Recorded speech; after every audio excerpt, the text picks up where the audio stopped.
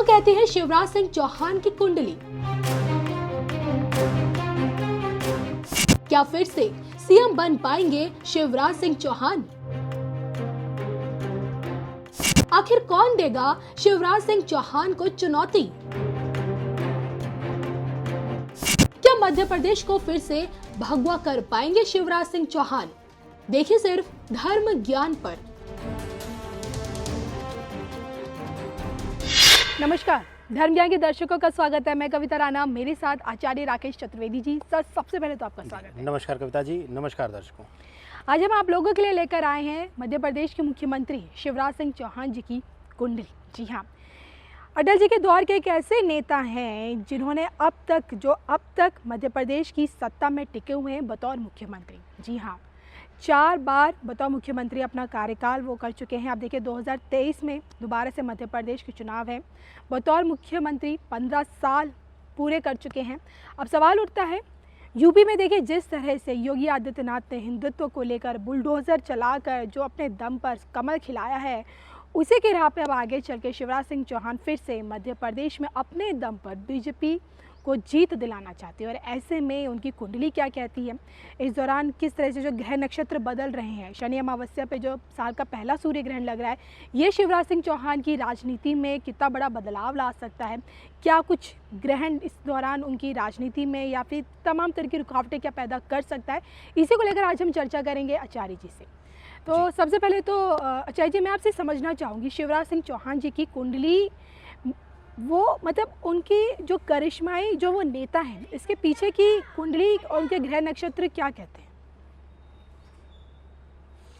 जी कविता जी, देखिए अगर हम बात करें शिवराज सिंह चौहान जी की कुंडली के बारे में, तो सबसे पहला जो घर इनके हैं कुंडली चक्र के, वह बहुत ही आकर्षित करने वाले हैं। पहला कि इनका लग्न और लग्न में बैठा हुआ मंगल इनको अद्भुत बल देता है। इनको विपरीत परिस्थितियों में भी ऐसा आत्मविश्वास देता है कि जो पिछली बार हमने देखा कि बनी हुई सरकार को दोबारा परास्त करके और फिर से उस कुर्सी पर आ गए, उस विकट परिस्थिति में जब कोरोना काल एकदम से बढ़ा हुआ था, जहां किसी का ध्यान ही नहीं था इसकी तरफ।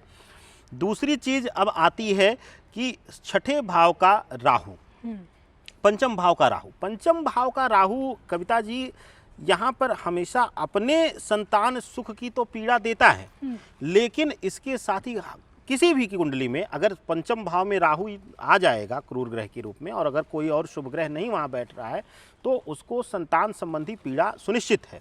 लेकिन इसके साथ ही छठे पंचम भाव का राहु बैठने के बाद जब अपनी संतान से पीड़ा देता है, तो उसके बाद उनके आसपास जब आप सामाजिक कार्य, राजनीतिक कार्य से जुड़े होते हैं, तो समाज और समाज के लोगों का उस व्यक्ति से अलग लगाव पैदा कर देता है। इसीलिए पूरे मध्य प्रदेश के मामा के रूप में जाने जाते हैं जी।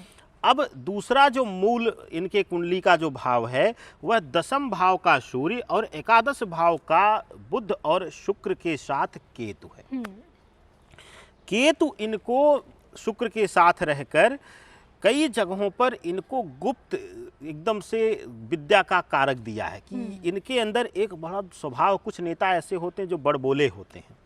शिवराज सिंह चौहान का व्यक्तित्व अगर शुरू से आप अध्ययन करेंगे तो इनका शुरू से चरित्र रहा है एकदम से शांत होकर जब कार्य को कर ले जाते हैं तब यह सम्मुख आकर बोलने में विश्वास रखते हैं। तो इनका जो स्वभाव है वो गुप्त की तरफ जाता है और इनको बहुत दबा हुआ व्यक्तित्व बनाता है, एकदम से शांत व्यक्तित्व लोगों को लगता है। लेकिन लग्न का मंगल इनको अति का एकदम से कह लें कि बलशाली बनाकर विपरीत से विपरीत परिस्थितियों में शक्तिशाली से शक्तिशाली शत्रु को पराजित करने की कला इनकी कुंडली में भरपूर दे देता है। कविता जी, अब मैं आपसे ये जानना चाहूँगी कि इस वक्त जिस तरह से शिवराज सिंह चौहान का जो हिंदुत्व अवतार सबसे ज़्यादा उभर कर सामने आ रहा है, अब मध्य प्रदेश में भी शिवराज सिंह चौहान बुलडोज़र बाबा बन गए हैं योगी आदित्यनाथ जी की तरह, और तमाम तरह के फैसले ले रहे हैं। एमबीबीएस की पढ़ाई हिंदी में करवाएंगे, इसके साथ तमाम मठ मंदिरों में जाकर, और हाल ही में तो देखिए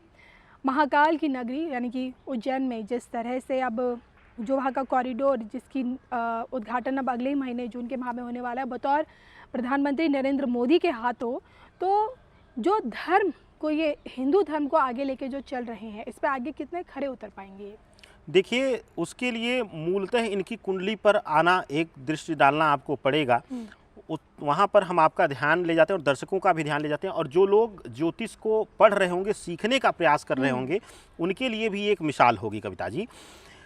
जो इनका अष्टम भाव है वहाँ पर शनि का बैठना, और अष्टम भाव जो है वह धनु राशि का घर है, गुरु की आधारित राशि का। शनि और गुरु जो है वो मोक्ष के समय में, अंतिम समय में, अगर गुरु की राशि में शनि बैठता है तो वह अपने जीवन के अंतिम समय में धर्म को लेकर एकदम से अलग लगाव और कट्टरपंथिता का स्वभाव देता है।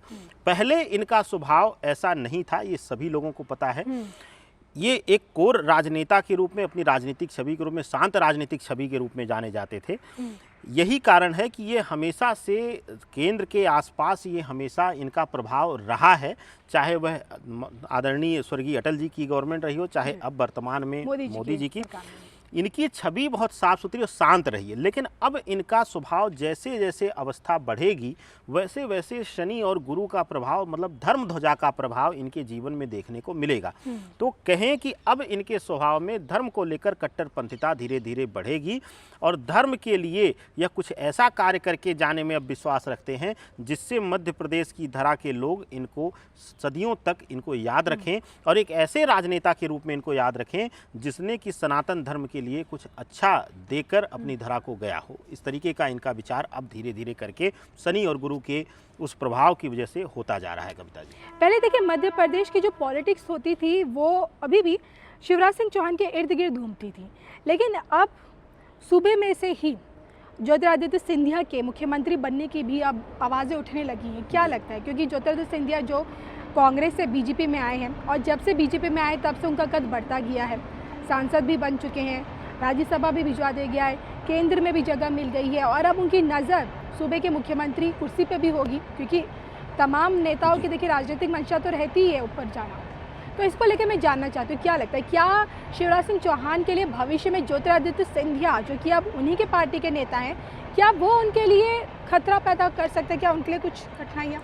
देखिए कविता जी, ज्योतिरादित्य सिंधिया और इनकी अगर कुंडली के बारे में हम इसमें सामूहिक एक विवेचना दें जी, तो जितना हमें ज्योतिरादित्य सिंधिया की कुंडली याद है उससे हम ये बोलें कि इनकी और अभी वर्तमान समय में जो हम चर्चा कर रहे हैं, अगले इलेक्शन के बारे में जो हम चर्चा कर रहे हैं, वहाँ पर इनका और ज्योतिरादित्य सिंधिया का कोई तालमेल नहीं है। उसका रीज़न है कि इनकी कुंडली के अनुसार अभी भी यह सत्ता के काबिल हैं, और एक सत्ता राज सुख का यह और भोग करेंगे। दूसरी चीज़, अगर सिंधिया जी की कुंडली के लिए देखा जाए तो वह केंद्र सत्ता में रहेंगे, और केंद्र सत्ता में उनका प्रभाव धीरे धीरे बढ़ेगा। यह पूर्णतया उनकी कुंडली से अब, लेकिन उसके बाद आपने एक शब्द कहा कि मध्य प्रदेश की राजनीति में शक्ति हमेशा इनके आसपास घूमी। उसका दो कारण है, नजर आ रही है ना? और अब बढ़ती हुई नजर आ रही है, और दिनों पे दिन बढ़ी है, हमेशा से बढ़ी है। जब लोगों ने इनको कमजोर समझा है उस समय और ज्यादा प्रभावशाली होकर अपने आप को इन्होंने साबित किया। उसका एक मूल कारक है इनकी कुंडली का मंगल और सूर्य। दसम भाव में सूर्य इनको अतिशय मान सम्मान और प्रतिष्ठा से इनको पूर्ण करता है। उसके साथ ही लग्न में मंगल इनको अतिशय बल देता है अपने विरोधियों से निपटने की। दूसरी चीज़ यहाँ पर ध्यान देने की ज़रूरत है कि जैसा कि हमने चर्चा का जो विषय लिया है कि इस ग्रहण के बाद क्या परिस्थितियाँ रहेंगी, ग्रहण प्रभाव कितना इम्पैक्ट डाल रहा है, तो वह शिवराज सिंह चौहान के लिए बड़ा शुभता का फल दे रहा है। देखिए, शिवराज सिंह चौहान के साथ चाहे जो भी परिस्थितियां मध्य प्रदेश की राजनीति में रही हों, लेकिन सीधा उंगली या सीधा धब्बा कभी उन तक नहीं पहुंचा है। यह पूर्ण रूप से अब परिस्थितियों में सुनिश्चित हो चुका है, और उसका मूल कारण है इनकी कुंडली में मंगल और सूर्य। यह हमेशा से केंद्र सत्ता के सबसे चहेते रहेंगे। दूसरे, ये जहां रहेंगे वहां शीर्ष पर बैठेंगे, उससे नीचे ये नहीं अब आएंगे, यह सुनिश्चित है कविता जी। चलिए, ये आपकी इस वक्त की मुझे लगता है 2022 की सबसे बड़ी भविष्यवाणी, खासकर शिवराज सिंह चौहान को लेकर, कि 2023 में भी शिवराज सिंह चौहान जी की ही सरकार बनती हुई नजर आएगी, वो ही मुख्यमंत्री के तौर पर हमें नजर आएंगे। चलिए, इसी के साथ मुझे और आचार्य जी को, हम दोनों को दीजिए इजाजत। नमस्कार। नमस्कार।